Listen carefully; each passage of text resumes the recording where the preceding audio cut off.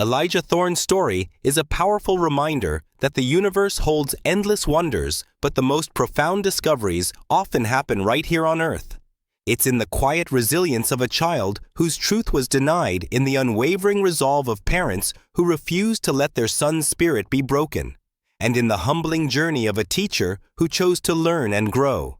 For every young black boy or girl told their dreams are too big for every person of color whose brilliance is overlooked or dismissed. Elijah's journey from a ridiculed liar to a guiding star offers a beacon of hope. It reminds us that our stories, our truths, and our aspirations are valid, powerful, and utterly unstoppable. They are the rockets that launch us to new heights, the light that cuts through the darkness of prejudice, and the legacy that inspires generations to come. Never let anyone dim your light, because within you there's an entire constellation waiting to shine.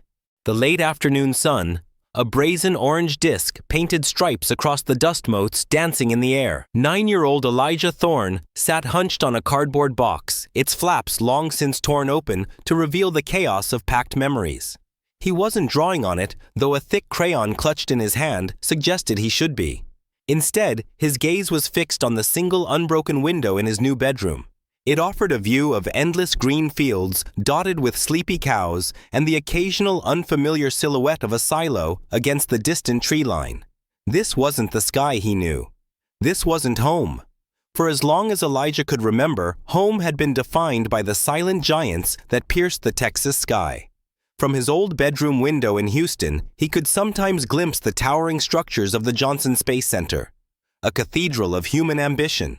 He'd spend hours there, sketchbook in hand, tracing the elegant curves of an orbiter, imagining the immense thrust of engines igniting. His heroes weren't caped crusaders, but the men and women with the intricate patches on their shoulders, the ones who dared to touch the cosmos. His father, Dr. Marcus Thorne, was one of them. A propulsion engineer at NASA's Glenn Research Center in Cleveland, Ohio, Dr. Thorne was more than just a brilliant mind. He was a silent architect of humanity's reach for the stars. He was a key figure in the Artemis III lunar mission, the next giant leap for humankind, and the weight of that responsibility, that extraordinary pride, was something Elijah carried in his own small, mighty heart. Moving from the vibrant, multicultural hum of a city, intertwined with space exploration, to the quiet, almost too still suburban town of Willow Creek, Ohio, felt less like a change of address, and more like a shift in gravitational pull. Here the hum of crickets replaced the distant rumble of rocket tests. The air smelled of freshly cut grass, not the faint metallic tang of an aerospace workshop. It was beautiful, serene, even, but alien. Elijah missed the comfortable chaos of his old neighborhood, the easy chatter with kids from a dozen different backgrounds, the fleeting glimpse of a prototype vehicle being transported down a highway. He missed the familiar constellation of streetlights against a sky that felt like a direct pathway to his dreams.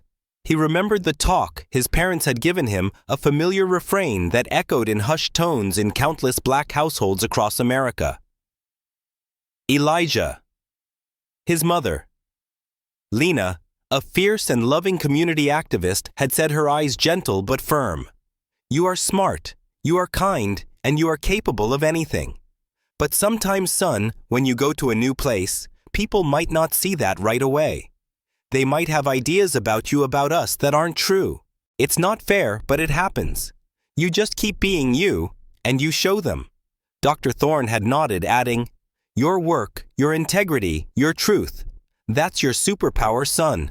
Never forget it."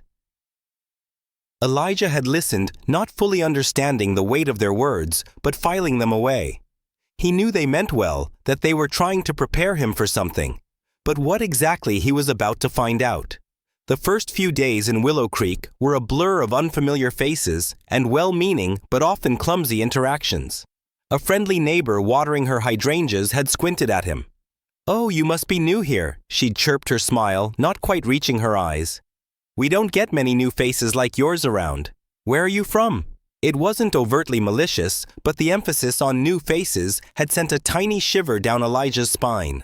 At the local park, a group of kids had watched him from a distance, then quickly looked away when he tried to meet their gaze. He wore his favorite t-shirt, emblazoned with a diagram of the Orion spacecraft, and a boy had snickered, Do you even know what that is? Elijah had simply walked away, the familiar warmth of his passion, suddenly feeling very cold. But these fleeting moments of discomfort were overshadowed by the anticipation of the upcoming career day at Willow Creek Elementary. This was his chance to tell everyone about his dad, about the incredible work he did, about the Artemis 3 mission that would send humans back to the moon and beyond. He'd spent hours with Dr. Thorne in the makeshift office in their new home, poring over blueprints, memorizing facts about cryogenics and orbital mechanics. His father, tired from long days, would patiently explain the complex systems, sketching out trajectories on napkins, his eyes alight with the same passion Elijah felt. "This is more than just rockets, son," Dr. Thorne had explained, pointing to a diagram of the lunar lander. "This is about pushing boundaries about what we can achieve when we work together, when we dare to dream. And it's about making sure everyone has a seat at that table." Elijah had meticulously prepared his presentation. He'd drawn a magnificent multi-stage rocket, each section labeled with intricate detail. He'd practiced his delivery in front of the bathroom mirror, perfecting his tone, his gestures.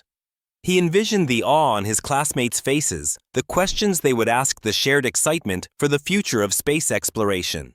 This wasn't just about his dad's job.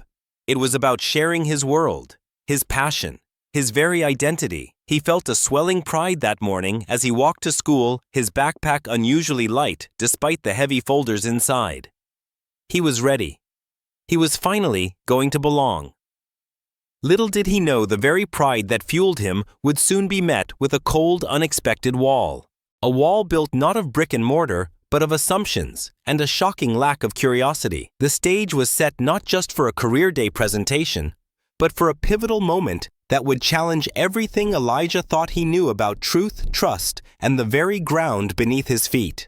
The countdown had begun, and the mission was about to take an unforeseen turn.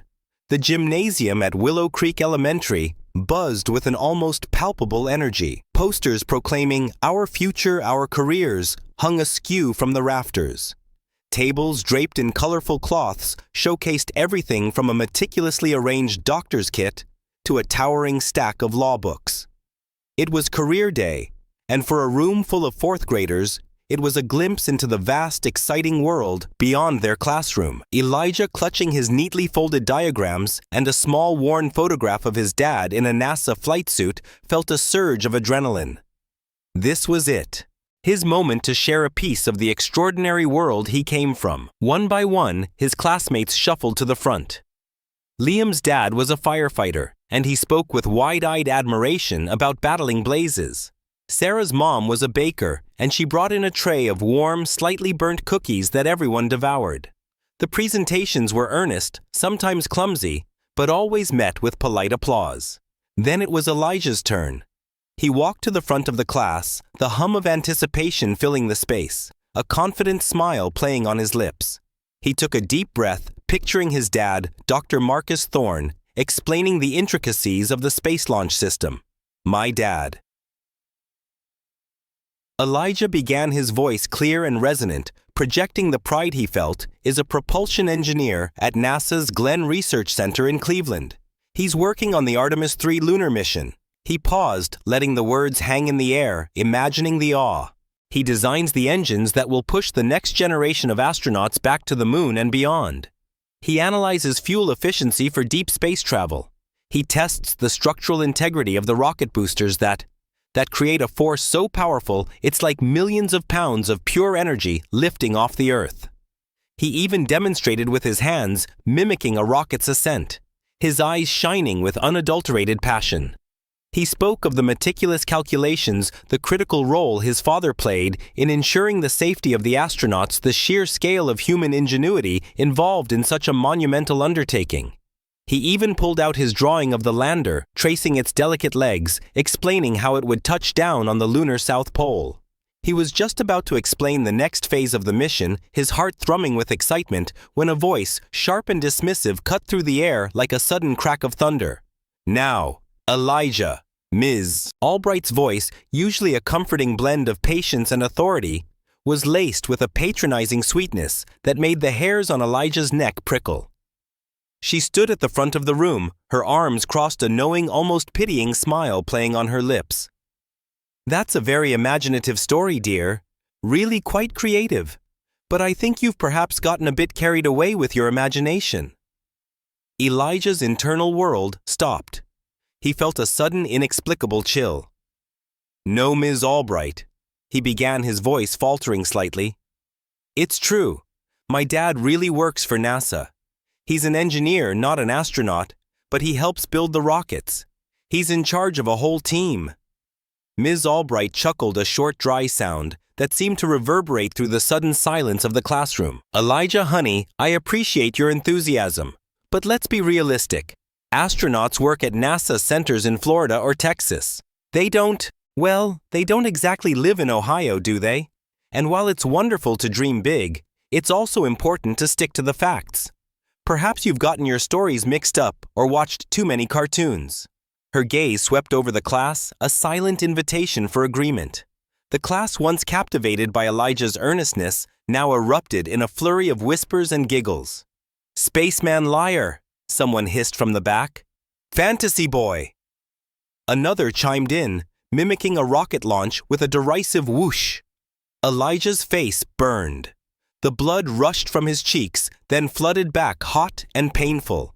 He felt his hands tremble, the carefully drawn diagrams suddenly feeling like a foolish, childish scribble. He saw Clara, the quiet girl who always had her nose in a science book, quickly avert her gaze. Damien, a boy who'd once seemed interested in his model rockets, now openly pointed and laughed. His throat tightened. He wanted to shout, to explain, to pull out the picture of his dad with the NASA logo, proudly emblazoned on his uniform, but the words wouldn't come. His chest felt constricted, as if all the oxygen had been sucked out of the room. He wasn't just embarrassed, he was betrayed. His truth, his family's reality, his very pride had been publicly stripped away, called a lie by the very person who was supposed to nurture and guide him. The bell rang, a merciful if hollow sound. The other kids, eager for recess, rushed past him, some bumping his shoulder, others casting contemptuous glances. Elijah remained frozen at the front of the room, the flimsy paper diagrams suddenly feeling like a lead weight in his hand. Ms. Albright, seemingly oblivious to the wreckage she'd created, moved on to organize the next activity, her bright smile back in place. All right, class, she chirped. Let's get ready for some fun outdoor games. But for Elijah, the spark had been extinguished. The bright, limitless sky he'd always looked up to had suddenly shrunk, replaced by the suffocating confines of a classroom, a teacher's judgment, and the mocking laughter of his peers. The feeling wasn't just embarrassment. It was a deep, aching wound to his spirit. He had walked into that classroom feeling like a star shining with the reflected glory of his father's work. Now, he felt like a tiny, insignificant speck lost in the vast, unforgiving darkness. And as the day dragged on, the silence he offered in return for the taunts felt like a heavy growing shroud. His world had just been rocked not by a rocket launch, but by the quiet, devastating power of a biased assumption. The real journey, a much harder one, had just begun. The days that followed career day blurred into an agonizing monochrome for Elijah. The vibrant colors of his world, the deep blues of a nebula, the fiery reds of a rocket launch, the shining silver of a spacesuit, seemed to have drained away, leaving behind only dull grays. The spark, once so fiercely alive within him, was gone, replaced by a cold, heavy ache that settled deep in his chest. His sketchbook, once his most treasured companion, now lay abandoned on his desk, the pages still open to the half-finished drawing of the Artemis III lander. He didn't touch it. He couldn't. Every time his eyes grazed it, he heard Ms. Albright's patronizing chuckle, saw the sneering faces of his classmates, felt the searing shame of being called a liar. The very act of drawing, once a joyful expression of his dreams, now felt like a painful reminder of their public demolition. At the dinner table, the once lively discussions about celestial bodies or the latest scientific breakthroughs had ceased. He'd push his food around his plate, his appetite vanishing as quickly as his enthusiasm. "How was school today, son?" His mother Lena would ask, her voice, gentle, laced with concern. Elijah would offer a shrug, a monosyllabic grunt, or simply stare at his plate, willing himself to disappear. Anything new with the Stargazers Club you wanted to start? His dad, Dr. Thorne, would try his voice, calm, encouraging. Elijah would just shake his head. The club was a cruel joke now. How could he, the spaceman liar, lead a club about the very thing he'd been publicly ridiculed for? Lena and Dr. Thorne watched him, their worry growing with each passing day. Lena, whose work as a community activist had sharpened her intuition for injustice, sensed a deeper wound than just a bad day at school. Elijah, who once bounded out of bed, now dragged himself up, his eyes perpetually downcast. He'd complain of phantom stomach aches every morning, a tight knot of anxiety forming in his gut at the thought of facing Willow Creek Elementary. He started coming home with clean lunchboxes, having picked at his food, or sometimes not eating at all. He avoided the playground, preferring to sit alone in the library during recess, burying himself in books about anything but space. One afternoon, Lena, unable to bear the heavy silence any longer, walked into Elijah's room. She found him sitting on his bed, staring blankly at the wall. The abandoned sketchbook lay open on his desk. She picked it up, her fingers tracing the intricate lines of the partially drawn lander, a testament to her son's extraordinary mind and passion. And then she saw it. Tucked beneath the sketchbook, a crumpled piece of paper clearly torn and hastily discarded. She smoothed it out. It was a smaller, earlier sketch of the Artemis III, painstakingly detailed with little handwritten notes about its trajectory and lunar module deployment. But across the top, scrawled in a messy, angry hand, were the words, "Liar Boy." A sharp gasp escaped Lena's lips. Her heart clenched. This wasn't just a bad day. This was deliberate cruelty. This was her son wounded to the core, his beautiful dream desecrated. Tears welled in her eyes, hot and sudden. She looked at the crumpled drawing, then at her son, who hadn't even registered her presence, lost in his own quiet despair. The image of that defaced drawing, a symbol of Elijah's shattered pride, was Lena's breaking point. When Dr. Thorne returned home, he found Lena sitting at the kitchen table, the crumpled drawing smoothed out before her. Her face was streaked with tears, but her eyes held a fierce, unwavering resolve he recognized instantly. He knew without a single word being spoken that the game had changed. This was no longer just about a child's sadness. It was about protecting a soul, about upholding truth, and about confronting the insidious, often invisible forces that sought to diminish young, bright spirits. He saw the hurt in Lena's eyes, a reflection of Elijah's own pain, and a cold, determined fury settled within him. The silence that had enveloped Elijah, that had suffocated their home, was about to be broken. And this time, it wouldn't be a whisper. It would be a roar. The crumpled drawing of the Artemis III lander lay on the kitchen table like a battle flag, a testament to a wound that ran far deeper than a scraped knee. Lena, tears still tracing paths down her cheeks, but with a new steel-edged resolve in her eyes, handed it to Dr. Thorne. He unfolded it gently, his gaze lingering on the crude "Liar Boy" scrawled across Elijah's meticulous work. The muscles in his jaw tightened. His son, his brilliant, sensitive son, was being broken. "This is unacceptable, Marcus," Lena said, her voice low but vibrating with suppressed fury. "Absolutely unacceptable. They called him a liar, publicly, and they crushed his spirit. We can't let this stand." Dr. Thorne, usually the embodiment of calm, felt a surge of cold anger. His first instinct was to storm the school, to demand answers, to unleash a torrent of parental indignation. But years of navigating complex, high-stakes engineering projects at NASA had taught him the power of strategy over emotion. "You're right, Lena," he said, his voice measured though his knuckles were white as he gripped the edge of the table. "We won't go in with anger. We'll go in with facts, with evidence, and with an unshakable demand for accountability." He walked to his study, the crumpled drawing clutched in his hand. He sat at his computer, the silence of the house broken only by the click of his keyboard. He wasn't just Dr. Marcus Thorne, NASA engineer. He was Elijah's father. And in that moment, those two roles converged with a singular, unyielding purpose. He drafted an email. It wasn't a rant. It was a precise, professional, and utterly damning communication addressed to Principal Miller and Ms. Albright. He started politely stating the purpose of his email: to address an incident during career day involving his son Elijah Thorne. Then, with chilling clarity, he detailed Elijah's account. Ms. Albright's public dismissal of his son's truth, and the subsequent psychological distress and social isolation Elijah had suffered. And then came the hammer blow. For your reference, he wrote, I've attached copies of my official NASA credentials, my security clearance, and a recent press release outlining my role as lead propulsion engineer for the Artemis III lunar mission, specifically focusing on the advanced propulsion systems currently undergoing critical testing at NASA Glenn Research Center in Cleveland. As you can see, the information my son shared was not imaginative or fictional, but rather a factual representation of my career and contributions to the United States space program.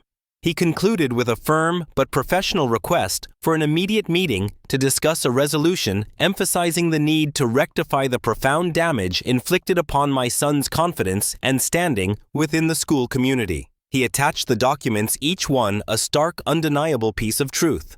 The email landed in Principal Miller's inbox like a meteor strike. She was a woman who prided herself on the quiet, orderly reputation of Willow Creek Elementary. A parent complaint was one thing. A complaint from a NASA lead propulsion engineer, with official documents attached, was an entirely different universe of problems. Her composure, usually as unshakable as a textbook, crumbled.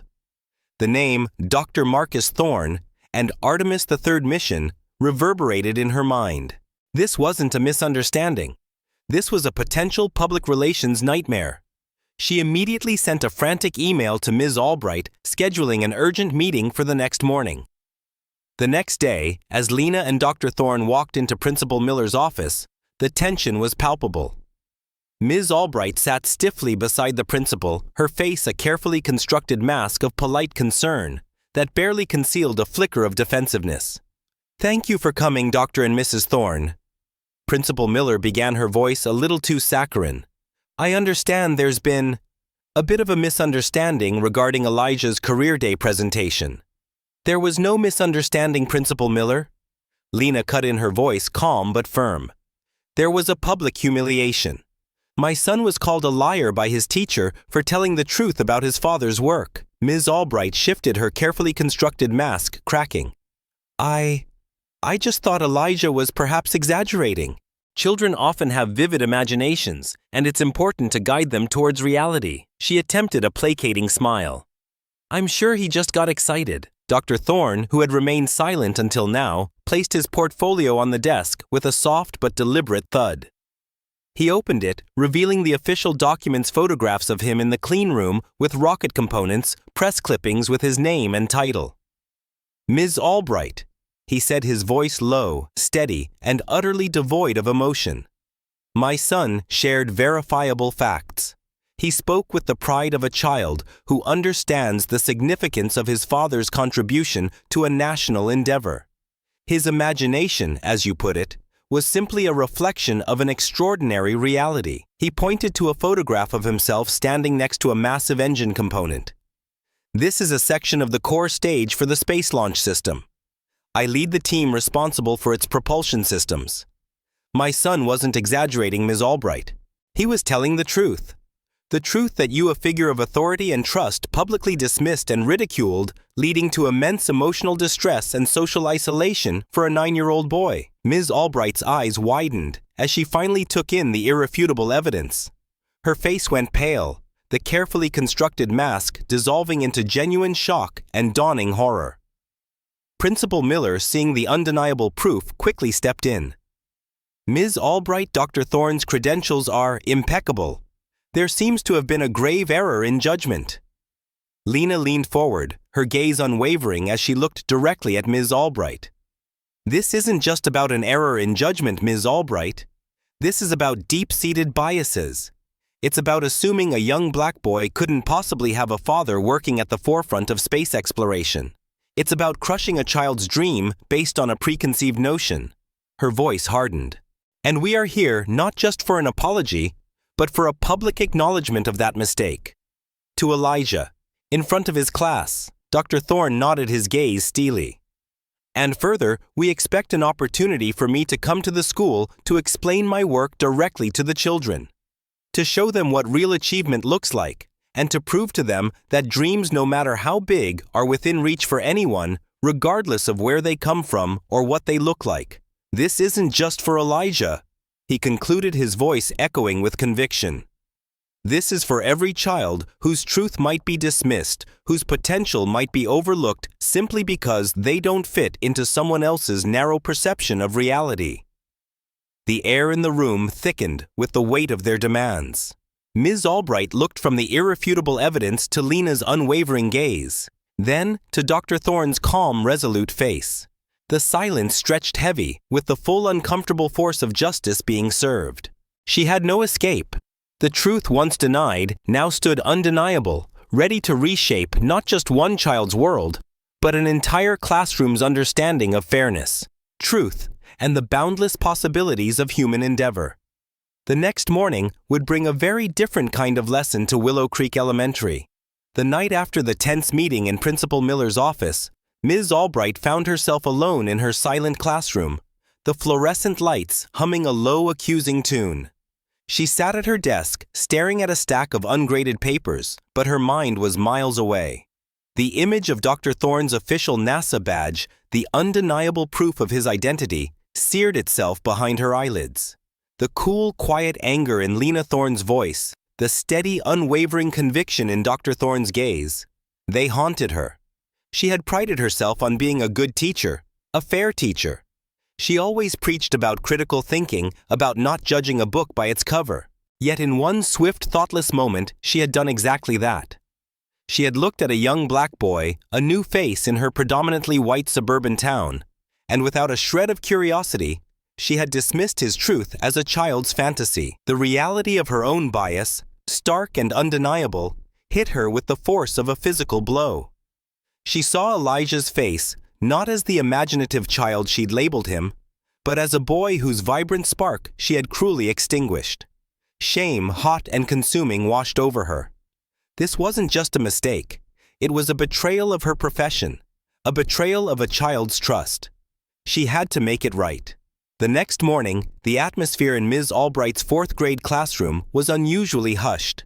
The children, sensing the tension, whispered amongst themselves, casting curious glances at Elijah, who sat hunched at his desk, staring out the window, dreading what the day would bring. He expected more taunts, more whispered jokes. He certainly didn't expect what came next. Ms. Albright stood before the class, her usual bright smile absent. Her face was pale, her hands clasped tightly in front of her. She took a deep breath, her gaze sweeping over the silent faces, finally resting on Elijah. "Class," she began, her voice a little shaky but clear. "I have something very important to say today. On Career Day, Elijah stood before you and bravely shared something incredibly important about his father. And I made a grave mistake." She paused, her voice thickening with emotion. "I publicly doubted Elijah. I questioned his honesty. I told him he was making things up, and that was wrong. Terribly wrong." A ripple of shock went through the classroom. Ms. Albright admitting a mistake, publicly apologizing. This was unheard of. "Elijah," she continued, her eyes now brimming with genuine remorse. "I was wrong to assume. I was wrong to disbelieve you. And I was wrong to cause you so much pain and embarrassment. Your father, Dr. Marcus Thorne, is indeed a brilliant propulsion engineer at NASA working on the Artemis III lunar mission. He is a pioneer, and I allowed my own narrow thinking to overshadow your truth and your incredible pride in him." She took another deep breath. "I am deeply, truly sorry, Elijah, and I hope you can forgive me." Elijah, who had slowly lifted his head, stared at her, his eyes wide. The words so long craved, so long denied, washed over him. A quiet buzz filled the room as students exchanged astonished glances. Clara, who had avoided his gaze for days, now looked at him with an expression of stunned awe. Even Damien, the boy who had mocked him, had dropped his jaw. The spaceman liar was real. Just as the murmurs began to subside, the classroom door opened and Dr. Marcus Thorne stepped inside. He stood tall, a quiet dignity about him, a brief, reassuring smile for Elijah before he turned to the class. He wasn't wearing a suit, but a simple dark polo shirt with a subtle NASA logo embroidered on it. Ms. Albright, now composed, gestured to him. "Class, please welcome Dr. Marcus Thorne, Elijah's father." Dr. Thorne walked to the front, carrying a small, unassuming case. He wasn't there to boast, but to educate, to inspire, and most importantly, to mend. He began to speak not about his personal achievements, but about the collective dream of space exploration. He showed them captivating photos and short videos of the Artemis 3 mission. The colossal rocket on the launch pad, the intricate lunar lander, the majestic view of Earth from space.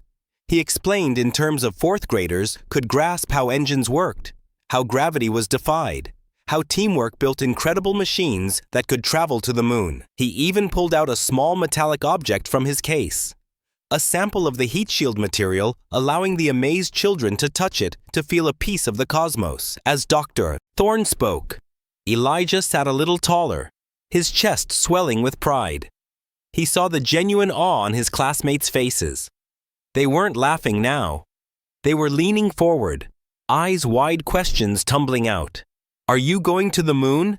How do you build a rocket? Can I be an astronaut too?" Dr. Thorne answered every question patiently, his voice clear and passionate. He even invited Elijah to explain a diagram of the mission trajectory. And Elijah, his confidence blossoming under the warm glow of his father's validation, did so with the clarity and excitement he'd lost. For Elijah, watching his classmates' faces transform from skepticism to wonder was more than just a vindication. It was a rebirth. The heavy cloak of shame lifted, replaced by the familiar lightness of his passion. He saw Damien looking at him not with mockery, but with genuine curiosity, even a flicker of admiration. And Clara, the quiet, science-loving girl, caught his eye and offered a tentative but warm smile. The truth, once buried under the weight of a teacher's misguided judgment, had not only been unveiled, but had ignited a new spark of wonder in the hearts of his classmates. The next chapter of Elijah's journey was not just about healing, but about lighting the way for others, one star at a time. The weeks that followed Dr. Thorne's groundbreaking visit to Willow Creek Elementary felt as if a heavy cloud had finally lifted from the sky over Elijah's world. The forced silence that had suffocated his spirit was replaced by the vibrant chatter of renewed curiosity and the hum of reawakened dreams. Elijah was back. Not just the old Elijah, but a new, stronger version. Tempered by fire, refined by truth. He started sketching again, his pencil dancing across the page with newfound precision. His designs for rockets and lunar modules grew more intricate, bolder. But this time, his passion wasn't just a private solace. It was a beacon. During recess, he'd find himself surrounded not by whispers of spaceman liar, but by eager questions. "Elijah, how do you know all that stuff about the moon? Do you think we'll ever live on Mars?" Even Damien, the boy who had mocked him most fiercely, approached him one day, surprisingly sheepish. "Hey, Elijah," he mumbled, scuffing his shoe. "My dad said your dad is like really famous. Is that true?" Elijah, without a hint of malice, simply smiled and said, "Yeah, he is. He's pretty awesome." And for the first time, Damien looked at him with a glimmer of respect. Ms. Albright, humbled and genuinely transformed by the experience, became Elijah's staunchest ally. The shame she felt had blossomed into a fierce determination to atone not just through words, but through action. She sought Elijah out, not just as a teacher, but as a student herself. "Elijah," she admitted one afternoon after class, her voice earnest, "I realize now how much I still have to learn. You've taught me more than any textbook ever could. If you ever need help with anything, especially something science-related, please come to me." Her sincerity was palpable, and it resonated with Elijah. He looked at his former oppressor now, a genuine advocate, and a daring idea began to form in his mind.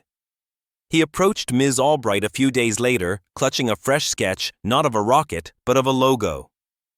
"Ms. Albright," he began, his voice firm, brimming with a quiet excitement. "I was thinking, what if we started a club, a Stargazers Club?"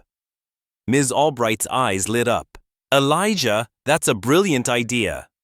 Word spread like wildfire. Elijah, once isolated, found himself at the center of a burgeoning community of young explorers. Clara, the quiet, science-loving girl, was the first to sign up, her face glowing with enthusiasm.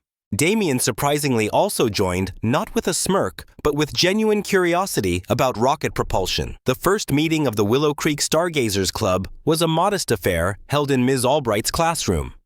But the energy was electric. Elijah, with Ms. Albright's guidance, took the lead, explaining the basic principles of astronomy, sharing fascinating facts about constellations, and even demonstrating simple physics concepts with household items. The club quickly flourished. Ms. Albright secured a small grant from the school board, allowing them to purchase a basic telescope and some science kits. Their activities were diverse and engaging. They built intricate rocket models from simple paper creations to more complex multi-stage designs. They organized stargazing nights on the school field, where parents and community members were invited to peer through the telescope, awed by the distant majesty of Jupiter's moons or Saturn's rings. Thorne, delighted by his son's resurgence, became a regular guest speaker, captivating the children with tales from NASA and bringing in authentic pieces of equipment, letting them touch and feel a real piece of space exploration history. Elijah, in his element, transformed into a natural leader and mentor. He patiently explained the complexities of orbital mechanics to a frustrated Damien, helping him finally understand how a satellite stays in orbit. He taught Clara how to calibrate the telescope, her shy enthusiasm blossoming under his gentle guidance. He didn't just share facts. He instilled a love for discovery, a sense of wonder that resonated deeply with the young minds around him. He showed them that true intelligence wasn't just about knowing answers, but about asking the right questions and about never giving up on the pursuit of truth. The Stargazers Club wasn't just about space anymore. It was about connection, about belonging, about proving that the greatest adventures often begin when you dare to believe in yourself and when others dare to believe in you too. It was a powerful lesson for every child there that the very challenges designed to break you can in fact forge you into a leader. Ms. Albright, watching Elijah guide a group of younger students through a model solar system, felt a profound sense of pride laced with a lingering, humbling regret. She had almost snuffed out this incredible light. But now that light wasn't just shining for Elijah, it was igniting a whole constellation of new dreams in Willow Creek. The groundwork was laid not just for a club, but for a legacy. And Elijah, the boy who was once silenced, was now the eloquent voice of limitless possibility. The Stargazers Club wasn't just a club anymore. It was a cornerstone of Willow Creek Elementary, a vibrant hub of curiosity and discovery. Its success rippled far beyond the school walls. They secured grants from local science foundations, their proposals meticulously crafted by Ms. Albright and meticulously proofread by Elijah. They entered regional science fairs, consistently bringing home top honors for their innovative projects, from detailed Martian rover prototypes to fascinating analyses of exoplanet data. Their story, the story of a teacher's mistake and a boy's unwavering truth, even earned them a feature in the local newspaper, cementing their place as a beacon of learning and inclusivity. Elijah, once the silenced and isolated new kid, now stood tall, a respected leader.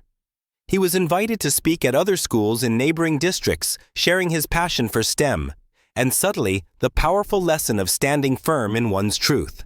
He didn't preach, he inspired. He helped Ms. Albright develop a new, more dynamic and inclusive science curriculum for Willow Creek, ensuring that every child, regardless of background, felt seen and encouraged to reach for the stars. His mission log, once a private therapeutic outlet, now filled volumes charting not just celestial bodies, but also his own incredible journey of growth, resilience, and the quiet triumph of his spirit. The Thorne family, in turn, became a quiet force in Willow Creek. Dr. Thorne continued his groundbreaking work at NASA Glenn, his contributions to the Artemis 3 mission becoming even more public and celebrated. Lena, his mother, intensified her community activism, now focusing keenly on youth empowerment and anti-bias education, often sharing Elijah's story as a powerful example of why vigilance and advocacy matter. Their presence, their unwavering support for Elijah, served as a living testament to the fact that integrity, courage, and standing firm in your identity could change not just one life, but an entire community. Years later, the familiar hum of a college campus replaced the quiet suburban rhythm of Willow Creek. Elijah Thorne, now a bright-eyed young man, was a promising astrophysics student at a prestigious university, even interning at NASA's Goddard Space Flight Center during the summers. He was mapping distant galaxies, analyzing cosmic phenomena, his childhood dreams now tangible scientific pursuits. One crisp autumn afternoon, he found himself back in Willow Creek for a university outreach event. He stopped by his old elementary school. The building looked the same, but inside a familiar hum filled the air. He peeked into Ms. Albright's old classroom. Now her new classroom expanded and buzzing with activity. A group of excited children, a diverse mix of faces huddled around a large model of the solar system. A young girl no older than Elijah had been, was passionately explaining the rings of Saturn to a wide-eyed classmate. The Stargazers Club was still thriving, led by a new generation of curious minds, a living legacy of that pivotal career day. He saw Ms. Albright across the room, her hair a little grayer, but her eyes alight with the same passion she now fostered in her students. She caught his eye, and her face broke into a warm, genuine smile. "Elijah!" she exclaimed, walking towards him, her arms open for a hug. "Look at you all grown up. Still reaching for the stars, I see." Elijah returned her embrace, a profound sense of warmth settling over him. "Always Ms. Albright," he replied, a genuine smile on his face. "And looks like you're still igniting constellations." She chuckled softly, then her gaze turned serious, humble. "You know, Elijah," she said, her voice quiet, "you taught me more than I ever taught you. You taught me the true meaning of open-mindedness, of humility, and of the incredible power a child's truth can hold. I'm forever grateful for the lesson you gave me." It was a moment of true mutual respect, a profound redemption arc not just for her, but for the broken trust she had unknowingly repaired. Later that night, Elijah stood in the backyard of his childhood home, the same backyard where he'd once felt so lost. His father stood beside him, both looking up at the vast, inky expanse of the Ohio sky. The Milky Way stretched faintly across the horizon, a luminous river of stars. Elijah closed his eyes, remembering the shame, the tears, the silence. And then he remembered the roar of his father's truth, the quiet strength of his mother's resolve, and the dawning light in Ms. Albright's eyes. He opened them, his gaze fixed on a faint streak overhead. A satellite, probably one of his dad's. "I want to be up there," he said softly, a familiar yearning in his voice. But this time, it wasn't a whispered dream. It was a promise. His father clapped him on the shoulder. "You will, son," he replied, his voice firm, full of quiet pride. "Even if it takes years, especially if it takes years. Because the journey isn't just about reaching the destination. It's about who you become along the way. It's about the courage to stand for your truth, to light the way for others, and to never let anyone extinguish your spark." Elijah turned back to the sky. In his mind, he wasn't just imagining anymore. He was charting, building, preparing. Every sketch, every calculation, every moment spent explaining or listening or standing up for what mattered. It was all part of the mission. He didn't know exactly where it would end, but he knew it had already begun. If Elijah's journey resonated with you, if you've ever had to fight for your truth, hit that subscribe button and join our community. Like this video to help us share this vital message, and in the comments below, tell us, when have you or someone you know faced doubt or prejudice, and how did you overcome it? Your story might be the inspiration someone else needs. And please share this video with anyone who needs to hear a message of hope, resilience, and the enduring power of truth. especially for those who've been told their dreams are too big. Thank you for listening. Keep reaching for your stars.